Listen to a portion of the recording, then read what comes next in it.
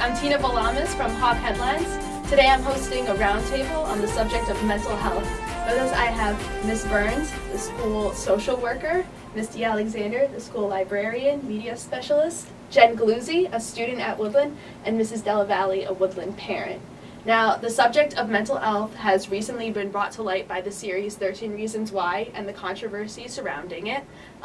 Ms. Burns, as a school social worker, how do you feel the school handles situations of mental health?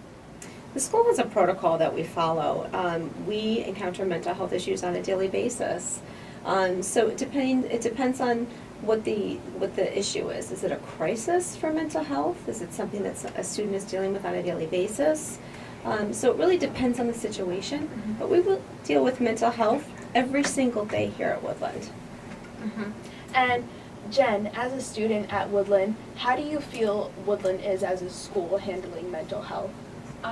Personally, I feel like from what I can see, they've done a good job and I feel safe here. So, do you feel as though there's a stigma among students surrounding mental health issues? Yeah, I really feel like there is, because I see a lot of kids who might be depressed or look like they might have their own underlying issues, and they're usually made fun of. Mm-hmm. And when you say looks like what, in your opinion, are the signs of someone struggling with their mental health? Well, I know a lot of kids are made fun of for self-harm, or kids who just avoid social interaction, and that's all I can think of off the top of my head. Mrs. Della Valle, as a parent, is there anything you would like to add about signs maybe your child might be struggling? Yeah, it's scary. So, any of those things, interactions on social media that are not pleasant.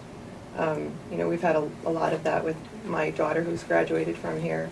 And those are tough. Those are tough to deal with for them on themselves, and how they start to feel about themselves with these things that happen. I don't know that it's something that maybe their friend might notice and maybe know what the protocol is to talk to somebody to help them. I think that's one of the things that I would like to see put into place, some more actions that an education for the students to know, even if they're depressed, maybe they don't even know what they're feeling, and is it something that's just the blues that day, or is it something that's going to be a bigger issue, a longer issue? And maybe you might be able to help your friend, or you might be able to talk to somebody who can help you help your friend. I think that that's really important. Ms. Burns, in your professional opinion, what are some signs that students might be struggling? Some of the signs that students might be struggling is you notice all of a sudden a change in their demeanor. So someone who was maybe outgoing is all of a sudden not so outgoing. Someone who used to go out all the time or text their friends all the time all of a sudden is withdrawing. Maybe you see tearfulness all the time. Maybe you just see a change in kind of their affect, the way they kind of look. There's no smiling anymore. It's just a sadness. Or maybe it's just a blank kind of stare when someone used to have a really outgoing personality. Usually it's friends who notice it first because they know their friends the best. Maybe it's friends who notice it first because all of a sudden their texts aren't being answered. So in the guidance department, we get a lot of friends who come in about their friends because they're not sure what to do. So what they know they can do is come in the guidance office and let us know and say, I'm not sure what to do, but can you help me? Just because they've noticed this change in whether it's personality or appearance or the maybe even energy level with their friends. And when a student comes to you in that situation and says they're concerned about their friend, what's the protocol from there? What we would want to do, of course, is check in with that person just to make sure they're okay. There are some students who are very open to that and come down all the time themselves. And there are other students who are not so open to that, but are willing to at least talk so we can make sure that they're okay. That's good. Ms. D'Alexander, you're pretty new to the Woodland community. From a newcomer's perspective, how do you feel the community of Woodland is with noticing changes in students? I think the community does a really great job recognizing if there are any changes. I'm in a situation, in an environment that is constantly changing. So I see students, maybe every other day. It's not always the same faces. And so I know I need to kind of recognize if I see anything noticeable. And I feel like we have a great we have great resources here at Woodland to kind of support any kind of changes or concerns that we see coming up. Would you say there's a correlation between media and behaviors in students? I think I think there you could honestly say that. I think some students are so hyper focused on, let's say, their cell phone or whatever it is that they're really engaged in, that sometimes they'll tune out those that are around them. Even in my space, I can see that happening, and we want to make sure that we are kind of reinforcing having friends and collaborating and sharing not only ideas but friendships and kind of the daily happenings in events. Absolutely. Ms. Burns, just a follow-up.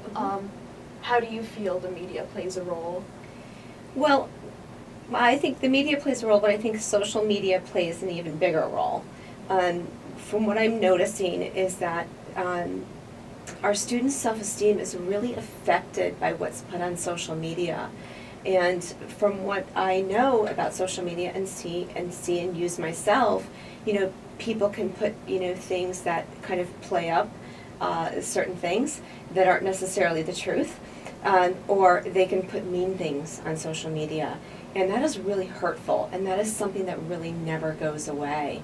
I've also seen social media used in a way that is not very nice, and not very nice to other people. I've seen kids use it in a not very nice way for themselves, and that's also something that never goes away. It's this footprint out there that's always there, and as much as we talk to kids about that, it's really not listened to. And these things that are put on social media are being viewed by future jobs, future colleges, friends, people that are out there that don't have privacy settings on. And it really concerns me. And it's something we deal with in the guidance office on a daily basis. Ms. Della Valle, as a parent, would you like to expand on the subject of social media and how it affects teenagers? Yeah, I would 100% agree with you. It doesn't just affect them. I think it changes who they are and how they view themselves and how they feel about themselves. And, if it's done enough, and I can tell you from my daughter's perspective, I shared this with you, every time something was said about her, she would screenshot it. And she's in college now and doing great and everything is wonderful, but there's 100 screenshots. 100. It's amazing. That's an enormous amount. And I think that is something that you start to internalize and say, well, what's wrong with me? Why, what did I do? And why don't people like me? When it very well may be nothing to do with that. It's just, some mean things that are said and, cruel things that, like you said, they do stick with you. I would love for that to be a different environment, an atmosphere here and everywhere.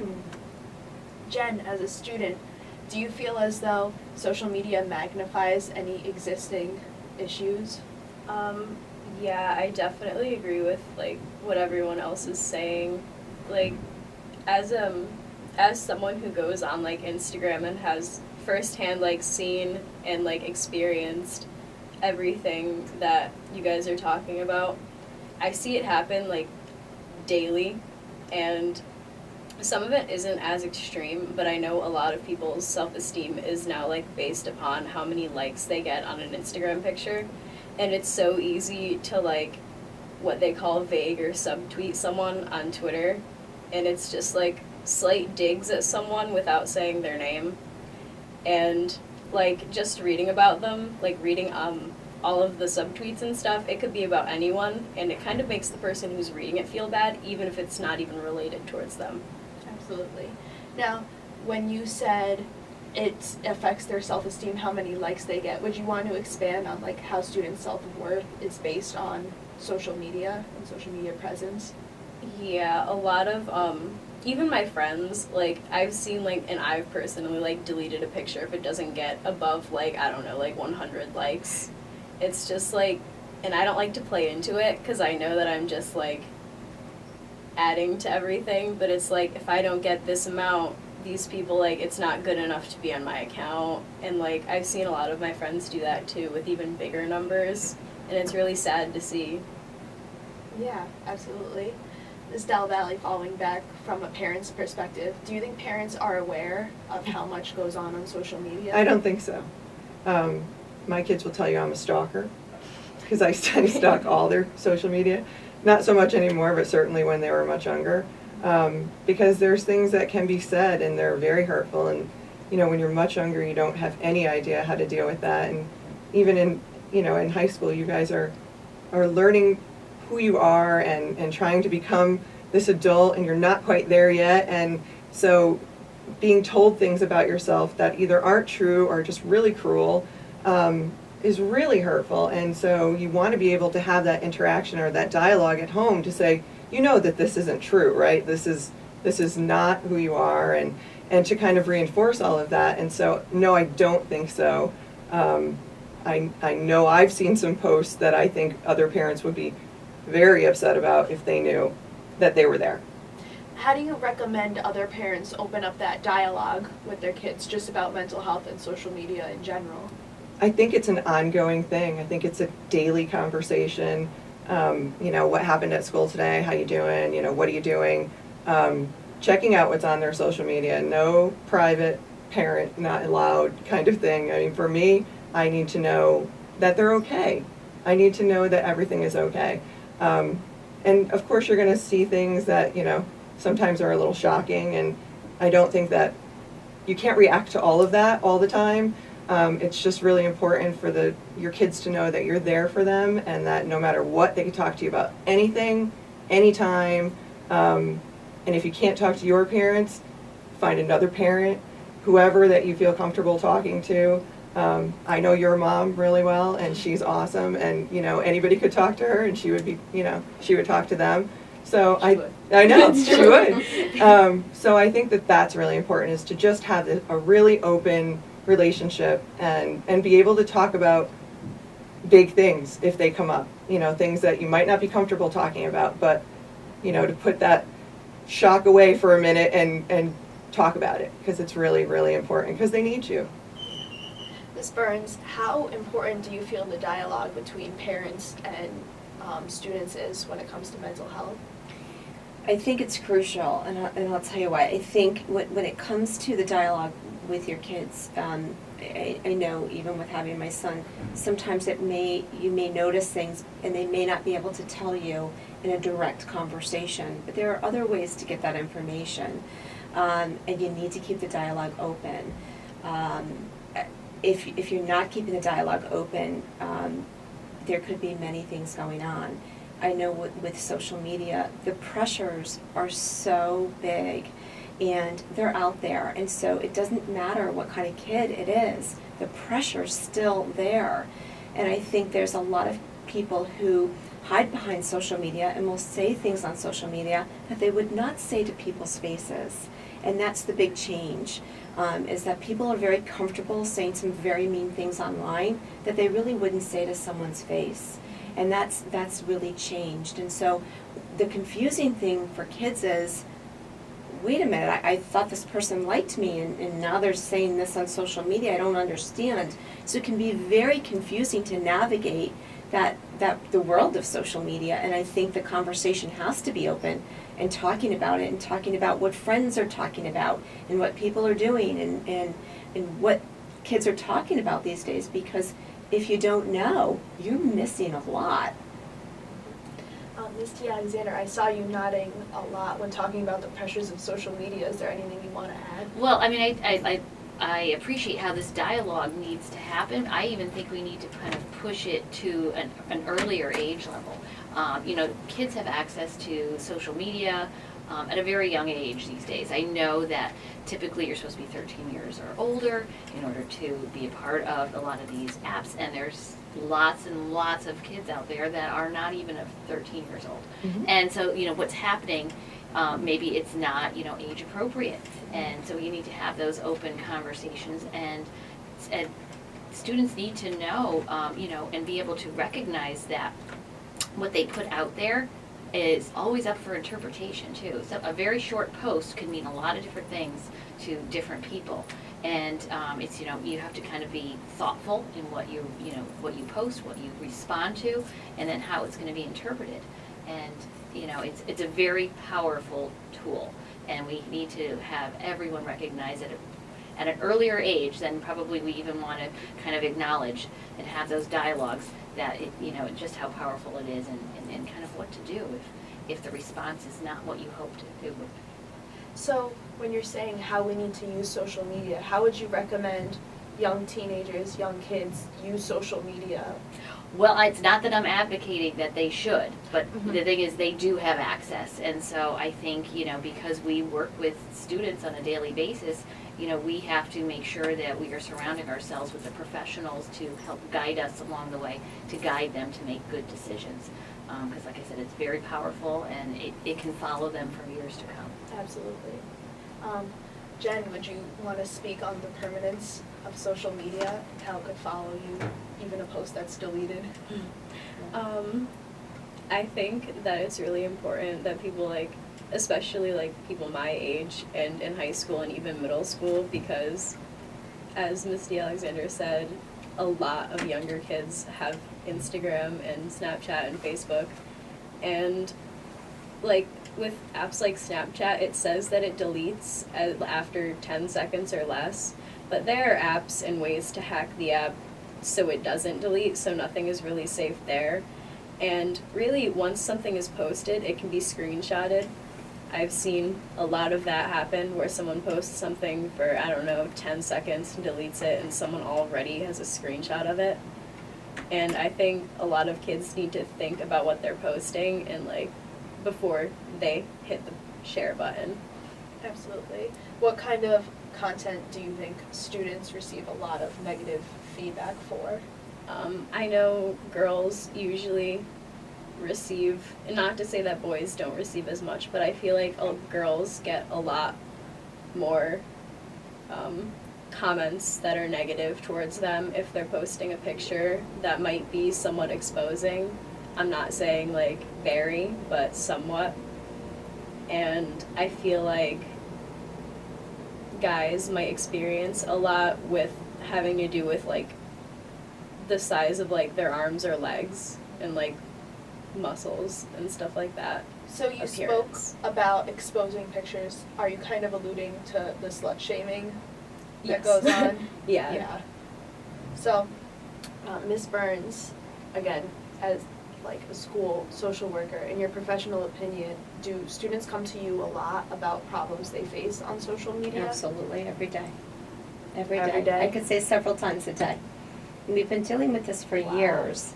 We've really been dealing with this for years, Facebook. I think before they had these, Instagram and Snapchat and all that, there was Facebook. Before that, there was, I don't know if you guys remember MySpace before that. So I don't know if you guys remember that, but those have been things that have been around for years. And what happens is people make some really nasty comments. Back then, it could be anonymous. So we deal with a lot of that sort of thing. We've been dealing with that for a long time.